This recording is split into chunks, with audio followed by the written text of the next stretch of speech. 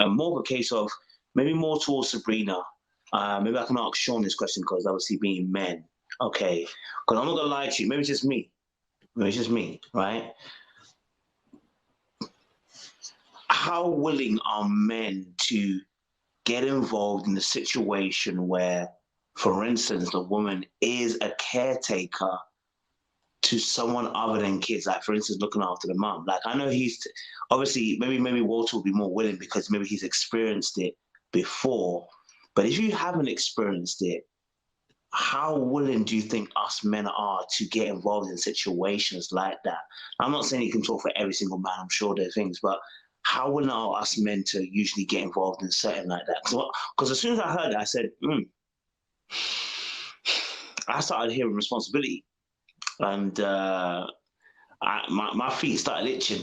You know what I'm saying? Like she must have said she had 3-4 kids because that's what I started hearing. I started hearing alarm bells ringing, and it's not that she's bad. It's that I started seeing, am I ready for that responsibility? Even though we're just talking and having conversation, I don't know you well enough. My brain started going towards it, but it may be I just start thinking ahead of time rather than thinking about the immediate moment. So I was going to get your kind of view on that. Yeah, it would be a no for me. But I think the right man, especially if you're later in life, you're not looking to have kids, you know, perhaps it would be something they could overlook, especially if they have a busy life as well and they're looking for a companion. But looking to have kids and a family. And I know Sabrina doesn't want that. So, even if it was a woman that did, it would be very challenging, and I've been there and not been the primary caregiver, but, my grandmother prior to her passing away had dementia. So I know exactly what that looks like. My mom and I, had to play a very big role in getting her into assisted living and a nursing home. It's a lot. And I wasn't the primary caregiver, so I knew what that looked like. It worked at the time because I wasn't in a relationship, but it takes a lot of time. So I can't imagine if they live with you. And I would say that person is probably just, not in a situation, they're not really set up to really be in a serious committed relationship like that. So yeah, I would say most men probably would not want to entertain that for a serious relationship. And obviously, you shared something really, really powerful there. I mean, I don't want you to expose yourself and tell the whole story and go too deep. Mm-hmm. But what was the kind of so even though you weren't a primary caregiver, first day, what was the kind of emotional toll on you? Like, were you able to think about anything else apart from the caregiving you were given? Like how did it affect you personally as a male? How did it affect you? Yeah, no, it was tough because we had to make a lot of decisions. I had to take days off of work. Unfortunately, my job afforded me the time and the flexibility to be able to do that. But I had to take time off of work. So did my mom at the time, who was still working. We had to move her from her apartment where she was living into an assisted living facility. You constantly have to be back and forth with the doctors and nurses, making sure you're present, and there so that your loved one gets the best care. So anything could happen. And there was one instance where she went missing, and that just shook my whole world because she was out there wandering. And fortunately, she was in the lobby of a nearby building looking for me. So it definitely took a big toll, and she passed away about a year or two into the process of her really transitioning into assisted living. And to be honest, it was sad and also a relief because as a caregiver, it kind of like occupies your mind because you just don't know what's going to happen next. And that's how you live your day to day in a lot of instances. So, it is definitely challenging, and emotionally it takes a toll on you. Okay. Final question. Let me just give a bit more because you're kind of giving us a really good perspective, I think, around this issue as well. Was there time for you to think about maybe dating or being I don't know if you were married at the time, so that's why, sorry, if I've got the time scales not correctly, you can correct me, bro.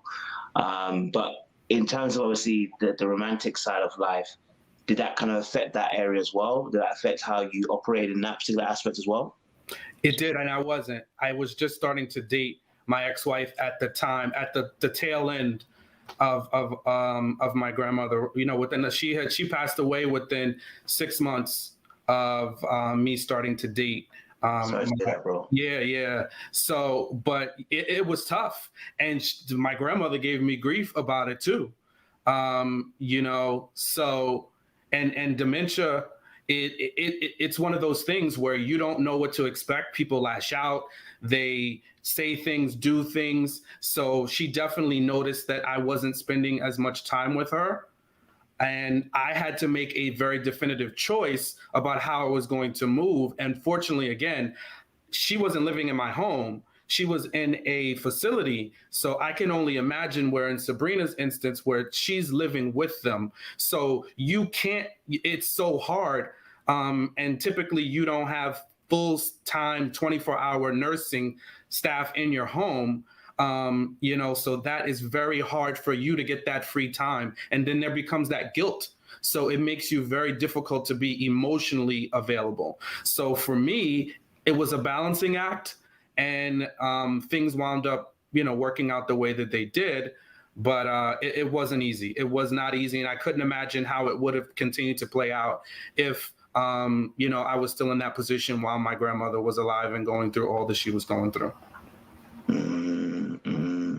No, bro, do you know, it's got me thinking about Sabrina's and what was the situation really in a much more deeper perspective. What one more question? Sorry, I thought I had one more question. Now because you're opening up this, I think this is a really good section of conversation to get people to understand the kind of position that Sabrina's potentially in. Do you know what I mean? Because it can be very easy to kind of dismiss her and be like, nah, it's not for me, and da-da-da-da-da. But, you know, she's going through quite a lot, you know, and maybe that may even play about what we see later on in the show as well from her particular aspects and side of things. So it's good to kind of get you to kind of give a bit more broader understanding of this. My question was, if you were to have someone then who was going to come into your life, what would you have needed from that? I know you're not Sabrina, but I'm saying in terms of general, like, what would you have needed from that person to make that person be, to say, okay, yeah, that person would be a good fit right now? Because, you know, that's what Sabrina's, in a sense, Sabrina's in that situation right now, do you know what I mean? So what would you have needed from that person if you were to get into a relationship? Sure, I would say that person to be supportive. Supportive of me, supportive of what I'm going through, and then just exercising some empathy and understanding that, you know, there may be times where you're expecting to hear from me and I can't get back to you right away. You know, like that level of understanding. What I will say too is I had a generation separation, so it was a little easier for me to navigate. And then I also, in that experience, seeing how my mother had to navigate it, I also understand as a man, it's much easier for me to emotionally disconnect, right? I can much more easily create a boundary, whereas for women, that nurturing instinct in them and also the expectations that are placed on women, it's a lot. In my situation is, although challenging as it was, it wouldn't be as difficult as it is for Sabrina, because she is just naturally feeling a responsibility that, of course, I love my grandmother, but it's easy for me to say, hey, listen, I can do X, I can do Y, this is what I can do. And kind of like step back when I needed to step back. Whereas a lot of women just, it's hard for them to do that because they just love so much and want to, you know, be there as a provider. So that's difficult. So Sabrina would need even more empathy than I would need. She would need even more understanding. And sometimes as men, like, we want your full attention in a relationship. So it's a double standard, but it's going to be hard. It takes the right kind of man, and maybe Walter is, because he's lived it and understood it. to be able to be there for her in that moment. And that's why she felt, she felt something in him that was like, oh, he gets me a little bit. There's an empathetic vibe. That's what I see early on. So, but she definitely needs a guy that is like him. I don't know if Walter is the guy, but somebody who's like him, who's had the experience, who really can understand and sacrifice knowing what you're going through. Man, Sean, thank you so much for opening yourself up on that respect, because Sure. It's good to get a different understanding, because honestly, I have a very shallow understanding of what Sabrina's actually going through. You know what I mean? My initial thoughts would have been to just dismiss. Do you know what I mean? But the way you've spoken about it is kind of opened my eyes. I'm not saying I'm going to change my mind, but I'm just saying, obviously, it's opened up my opened up my eyes to the fact that it is a very difficult situation Sabrina finds herself in, and anybody else who has had to be in that position and is trying to maybe date, or maybe they're thinking about dating, because you spoke about a key word and you said about that guilt. You know what I mean? So, someone might even say, well, if Sabrina's a full-time carer, why is she on the show? Like, yo, baby, listen, it's tough out here. You know what I'm saying? So, it's given us a bit more, a deeper understanding of perhaps where Sabrina's even kind of coming from. Has anyone else on the panel had to be in a position where they've been a primary carer? Okay, Brittany, you've been also a primary carer. So let me ask you as well, so that, hopefully we can get a bit more broader perspective on this particular topic, because I think it's really good. And anybody else who's not, I see some comments, it's because I see some comments as well, people saying that they're in that position, or they've been in that position. It's good to kind of highlight that a bit more. So for yourself, Brittany, you've been in that position. Tell us a little bit, describe to us a little bit more about, being in that position, how it affected you as an individual, you know what I'm saying? And then we'll talk a little bit more about how it affected you potentially going into dating. Now, my situation hasn't been as extensive as Sabrina's, but it's still at a point where you have to sacrifice your own life. I don't want to say the welfare, but, you having and enjoying your life. I can identify on both ends, because Sabrina is a single mother, right? I grew up with a single mom. My mother had to sacrifice a lot just to make sure she spent time with me. And that's a choice she made, right? Because she loves me and she wants to make sure she gives me all the things I need, right? Knowing that, my father is who he is. And then, I still got my one parent right here. She even had to quit a job that she really liked because it was affecting me. I didn't see my mother a lot. So that's one thing. Now you add taking care of two parents over 80 years old, that's a lot. That is a lot. And I say that because I was just with my grandmother in the hospital. And she went through a period of losing some of her memory, right? On top of that, everybody had to, between all her kids, she got 8 kids, they all had to take turns staying at the hospital, because you can't trust the hospital, not with no Black woman, number one, right? And she not in the right state of mind. And we had to make sure she was getting everything she needed, and they weren't doing that. They weren't charting anything, nothing. Like, we had to stay on top of that. I was, out of all of not mine, but all the grandkids, I decided to stay, every day, because at the time I wasn't working. So I said, I'll just stay here the whole time, with, whichever child decides to come stay as they rotate. And so with that being, I was at the hospital for a whole month. And then my grandmother gets out of the hospital. We take her to a health aid facility. They not doing anything right either. My grandmother is losing her mind, calling us, talking about how, she's nervous. I don't want to put her business out there, but she doesn't feel comfortable, right? And we're still dealing with her getting, her mental back. Now, and then you're dealing with someone who was able to walk before they even went in the hospital, and then they come out where they can't walk, right? So now she has to get her mobility back, and she's still working on that. And so we all have to be there with her to make sure she's good. You know, somebody got to be with her. I mean, at this point now, she's okay to be on her own. But then again, because of what happened previously and she's older, things can revert. So when you look at that, the reason why I mentioned if Walter really thought about whether or not in his mind, if he wants to be there to help her with that, because that's a huge responsibility. And I'm not saying he has to take that on because he doesn't have to.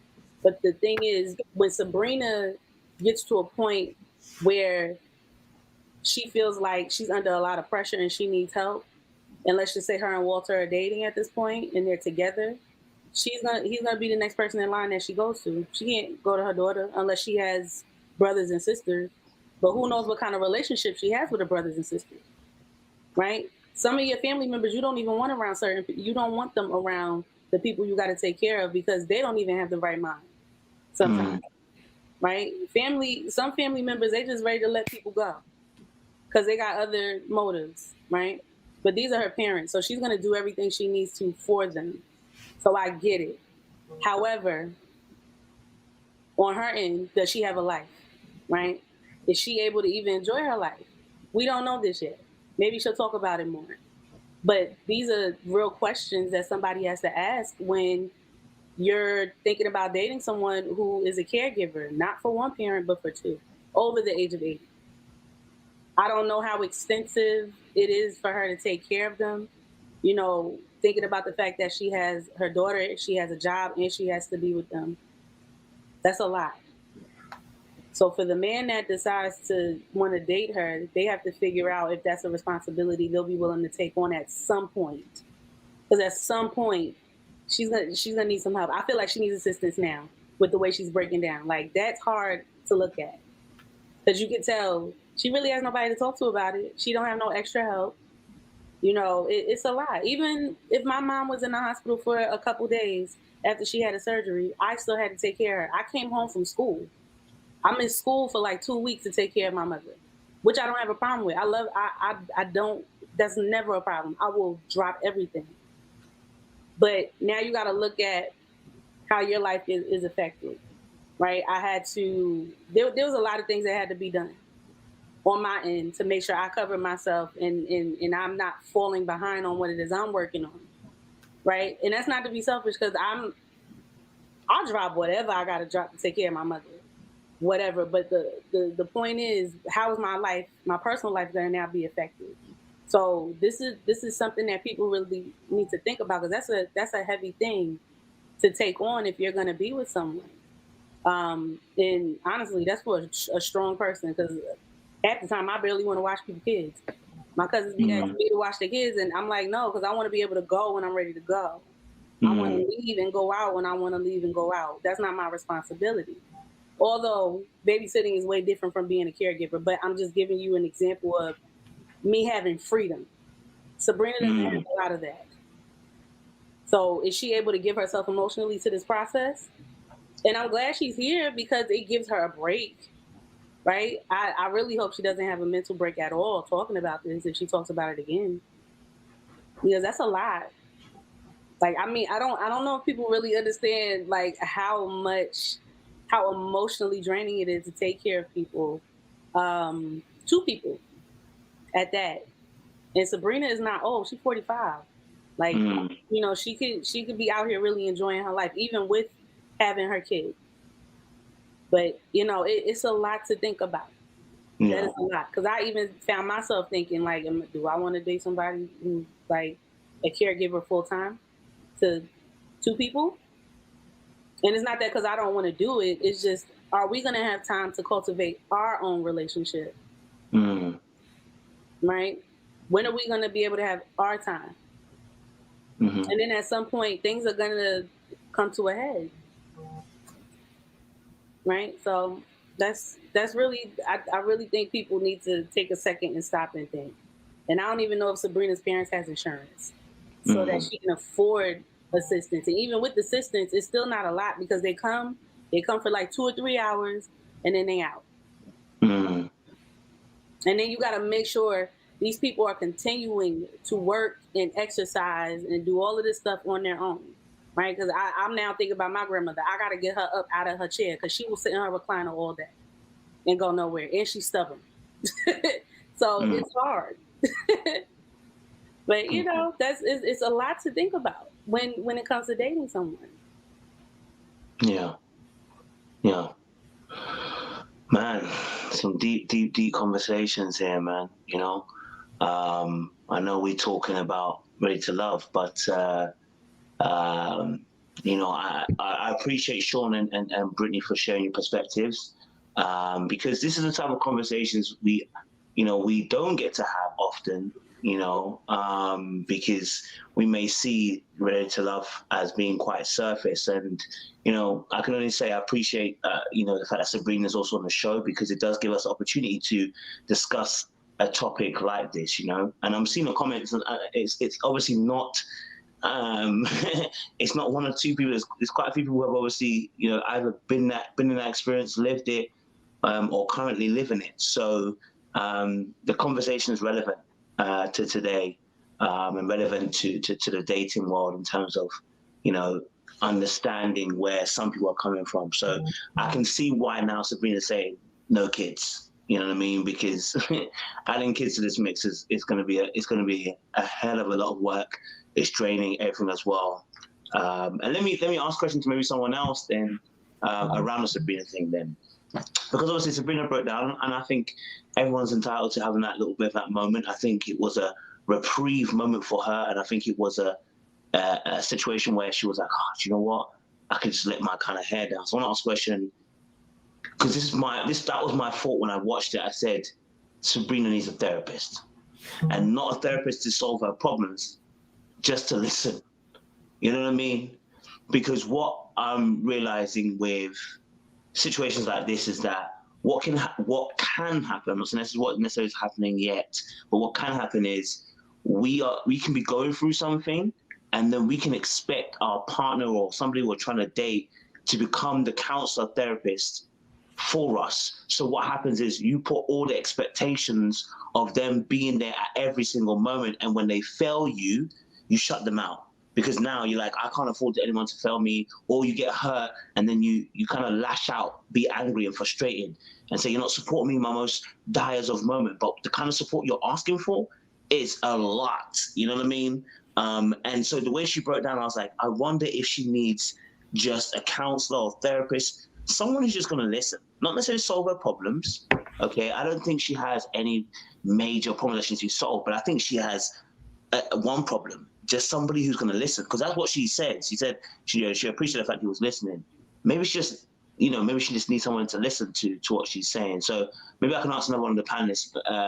I'm going to ask Jade, and I'm going to ask Maria, and then speak to Jay. What's your thoughts? Do you think that maybe potentially this is that our sister Sabrina maybe here, maybe potentially needs someone just to listen, a counselor or a therapist, someone professional, just to help her out? I'm gonna put it like this. Okay, I was Sabrina at one point. It wasn't with my parents, it was my grandmother. Okay. In my 30s, had my daughter about the same age as Sabrina's daughter is now. So worked 2 jobs, had to quit one because when my grandmother started to decline, she needed a full-time somebody there because she couldn't even get herself up out the bed. Literally, we had to lift her up, do everything for her. And there was times that, I mean, years went by fast, and I didn't even realize that it went by so quickly, that I didn't even see my family outside of the ones that were helping me, because all of my attention went to taking my daughter to school, going to work, taking care of my grandmother. I was live-in. So I was there all the time, got to get up in the morning to make sure she had something to eat. Whoever was there during the day had to call them from work to make sure she's taken care of, and make sure I get back to get my daughter, get her homework, everything done, settled. No me time. Shower, eat, check on people. Can't get no real sleep, because if she wakes up out her sleep, I got to make sure she's okay. She got to get to the bathroom, whatever it is. There's no me time. I give Sabrina credit for even going on this show right now, going through this. And that's dead serious, because really, I had to start sacrificing a lot of things. I was involved in a lot of stuff. At the time, I don't remember really having a relationship. If I was in one, I'm sorry to that person that I was in a relationship with, because that just probably went to the wayside, not by choice or whatever. It was just circumstance. My time had to be between my daughter and my grandmother, and so I sacrificed that. I gave up one of the jobs. Like I said, I was working 2 jobs, had to break it down to one, had to have a lot of people cover me on different times. If something happened with my grandmother, had to have people step in. So I totally understand where Sabrina's coming from. Does she need somebody to talk to and vent to? Yes, because it is a lot you're holding in when the doctors are not doing what they're supposed to. When depending on what type of mental state they're in, if they're going through dementia or Alzheimer's, you have to deal with that heated moment of them not recognizing you, not wanting to take their medicine. It's not easy taking care of a fully grown person that cannot move, when you have to pick them up, help them everywhere. And, I'm pretty strong. Don't get me wrong. I'm a little person. I'm pretty strong. But when you're carrying dead weight, it is heavy. And the person cannot help you get themselves up. It's a lot. You got to make sure they're eating. You got to make sure they're groomed, they're rolled over, because you don't want like the dead butt, the diseases to carry from them just laying on one position too long or whatnot. So your life is fully invested into theirs. And then on top of it, you have a kid. Like I say, there is no me time. So for her, yes, she needs somebody to talk to. And that's why she cried out the way she did, because you're holding all of that in. And then nobody wants to see their loved one dying. We really don't want to see it. We know it's inevitable, but to watch it happen and you really can't stop it, no matter what you do, no matter how much you be there, no matter how much support you love and everything that you give that person, you can't stop them from going downhill. That's hurtful. And so when we watched her cry in that moment right there, I give Brother Walter credit for, really seeming genuine in that moment and wiping her tears and stuff like that and being there for her, because she needed that. She deep down inside needed that. And I get it, because you have to be strong all the time during that time. You don't have that time to cry and be vulnerable and be emotional and all that, because she's taking care of 2. I only took care of 1. So to deal with 2, it's like having twins. There's no sleep. There's no sleep for her, no rest for the weary. And on top of it, you got a school-age child. Homework, food, dressing, whatever, hair, because she's a girl, got to do all of these things, and you're doing it by yourself.